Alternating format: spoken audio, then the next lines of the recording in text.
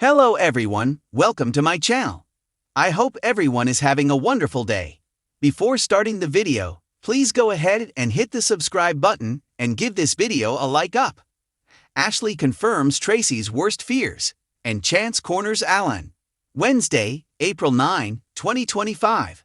Today on The Young and the Restless, Jack and Ashley ride to Tracy's rescue. Phyllis questions Summer's choices, and Tracy demands the truth. In the jazz lounge, Jack listens as Alan asks Tracy to explain. He puts it on speaker so Ashley can hear them too. Jack tells his sister that's Alan, or Martin.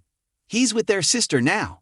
In Tracy's suite, Alan confronts her about her unilateral decision to cancel the wedding. She said she's merely postponing, and never imagined he'd react with anger. He says he's hurt and confused. She confronts him about fleeing town to Paris without her. She wants to know what the surprise was that he had planned for her. He says it doesn't matter now. Everything's changed. In the jazz lounge, Jack tells Ashley, "She needs us now." They take off up the stairs toward Tracy's suite. In Tracy's suite, Alan asks why her hand is in her pocket. Is she hiding something? Tracy gets upset that their conversation has spiraled. She wants them to be on the same side. He thinks she was frightened of him when he arrived. She denies it. She's frightened now because he's so upset so quickly. He fumes, it's ruined. He never should have come back. Tracy says it breaks her heart to hear him say that. She asks him to leave before they say something they regret. Alan apologizes for acting like an ass, but something has changed. He could see it in her eyes. It was not the look of a woman in love. Tracy asks how she could look at him any other way. Alan says something must have happened. He urges her to be honest. "I'll tell you anything you want to know." Just then, Jack knocks and calls out. Alan frowns and turns on Tracy. "Is that your phone you're holding? Did you signal Jack to save you?" Tracy exclaims, "Why would I signal Jack to save me? Save me from what?" She walks past Alan to open the door. Tracy cries as Jack walks in saying someone really wanted to see her. Ashley hugs Tracy as Jack walks over to tell Alan his sister missed him while he was away. Ashley greets Alan and congratulates him on the wedding news. He says that may be premature. Phyllis updates Summer. Phyllis arrives at Crimson Lights and finds Summer sitting alone. They discuss Harrison, and then Phyllis senses something is going on. Summer evades by asking about her case. Is there any news? Phyllis says there are ideas and theories, but nothing concrete that the police can move on. There are no answers, but definitely a lot of questions. Phyllis brings her up to date on the latest theory about Alan. Summers met him at the Abbott house and can't believe that nice guy could be responsible for all this. She knows about the twin brother, which irks Phyllis because she didn't tell her. Summer still can't understand what it has to do with Sharon and Phyllis. Her mother explains that they think the twin brother may not be dead at all. Alan may have died, and Martin has been pretending to be Alan all this time. Summer gobs. The person who abducted her and tortured her was living in the same house as her son. Summer freaks out as Phyllis tries to reassure her, and then apologizes for making it about herself.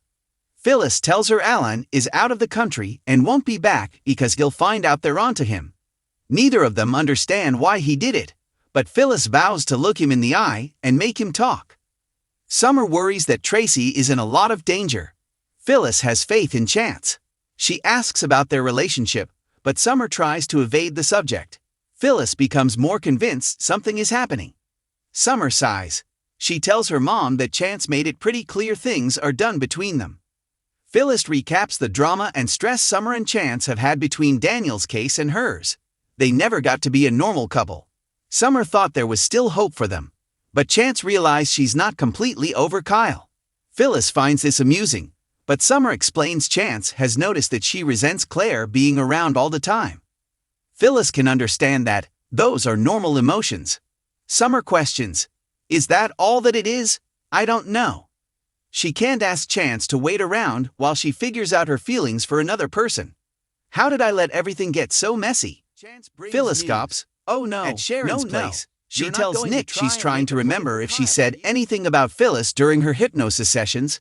Nick's sure she didn't, and even if she did, it wouldn't be a reason to lock them up together. Sharon worries that Tracy must be spiraling right now. Nick points out that they don't know if it's Alan or Martin, only that the woman he's engaged to thinks he's guilty. That's enough for him. Sharon talks about the voice taunting them. It felt personal. Why us? Nick is more and more convinced it's Alan. Sharon and Nick continue to go over it. Sharon marvels that Alan helped her to clear her name and kept her out of prison, only to become her jailer? I trusted him. Nick points out that they all did, Chance included. Nothing about him seemed off. A knock comes at the door. It's Chance with news that couldn't wait. Chance reveals that they found a video monitor set up in the farmhouse. It was connected to the room in the clinic that Sharon and Phyllis were in. Sharon realizes he was never in the same building. When they were dying, he never intended to step in. Chance says they also found their phones. Nick asks if he's any closer to determining who was using it as a base camp. Chance says they're examining fingerprints. They're close. Nick asks what the next move is. Chance will get Martin's fingerprints from an arrest in Paris years ago. Suddenly, Chance gets a text from Jack that Alan is back. He tells them he has to follow a lead and exits. Sharon recaps that they're getting closer to the end of this nightmare. Nick says the monster who did this needs to be found and face real justice. Sharon's out of patience and energy. She's being worn down by these past few months. They have to find the guilty party and put him in a cell. This has to be the end of it. Nick admires Sharon's fighting spirit. He's forever impressed by her strength. Sharon feels she hasn't had much choice, but tells Nick it means a lot that he sees her that way. Nick will never stop believing in her. They need Chance to make a connection to Alan and to speak to the man very soon. Ashley confirms Tracy's worst fear. In Tracy's room, Jack asks Alan why congratulations would be premature. He apologizes if it's about him moving the wedding to the house. Alan prompts Tracy to explain.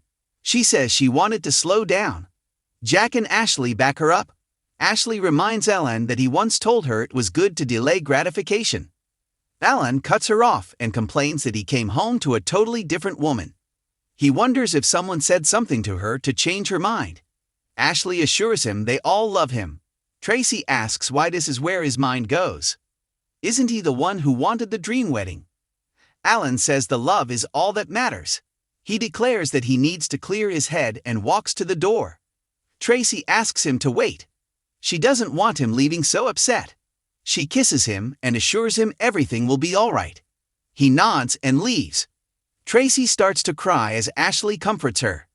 Jack checks to see if he's gone. Ashley tells Tracy that Jack told her everything. Tracy can't make sense of any of this.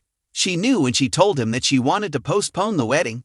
The Alan she knew would understand. He got angry, but he didn't trip up. When she looked into his eyes, all she saw was sadness. Ashley asks if she's sure. Tracy cries. Did Ashley see something she missed? Ashley says she's known Alan a long time. And I'm sorry, Tracy, but that's not Alan. It's been Martin all along. I'm so sorry. Tracy sobs. She asks how she can be sure. Ashley says it again. He's not Alan, honey. He was trying to cover up his cockiness. Tracy breaks down crying. Jack calls Chance. Tracy tells her siblings she had to set up a test. Alan would have understood her wanting to postpone the wedding. She admits she was terrified when he came back early. Jack's thankful Ashley was there. She reminded him to be calm at the door. Ashley says Martin is incredibly dangerous, an unhinged psychopath. She learned in the clinic that it wasn't her fault she couldn't tell he wasn't Alan. Tracy laments her instincts. She fell in love with a monster. Ashley cries that she's sorry she didn't realize sooner, but it's not Alan, it's Martin. Tracy exits suddenly with an alarmed Jack and Ashley on her heels. Alan/Martin confronted, in the dining room, Chance takes Jack's call and learns that Ashley is convinced Alan is Martin. He left and they don't know if or when he's coming back. After disconnecting, Chance spots him at the bar. Dr. Laurent, how are you doing? They shake hands and Chance asks if he'd mind answering a couple of questions for him. He complains that he just got off a long flight, but Chance launches in, saying there's a farmhouse outside of town linked to a clinic in Paris. He's on the board there. Laurent plays dumb. It's probably just a billing mistake. Chance wonders if he'll find his fingerprints there.